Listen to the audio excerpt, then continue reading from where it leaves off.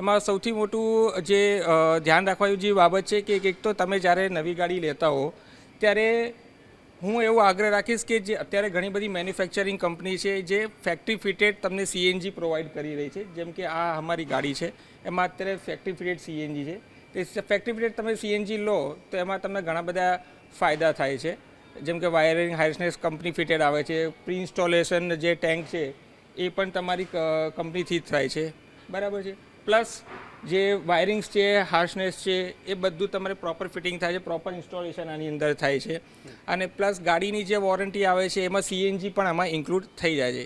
હવે ઘણા કસ્ટમર્સ એવું હોય છે કે પહેલાં ગાડી પેટ્રોલ લે છે અને પછી પાછળથી સીએનજી કરાવે છે. ચોક્કસથી એમાં પણ કોઈ બેમત નથી કે પાછળથી સીએનજી કરાવો તો કોઈ પ્રોબ્લેમ નથી. પણ જ્યારે તમે પાછળથી સીએનજી ગાડીઓમાં કરાવો છો ત્યારે 2-3 વસ્તુનું ધ્યાન રાખવું જોઈએ.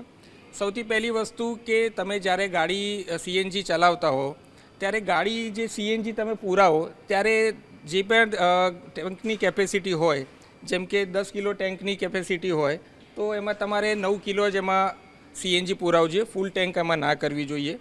બીજી વસ્તુ કે ગાડી તમારે છાંયડામાં જ પાર્ક કરવી જોઈએ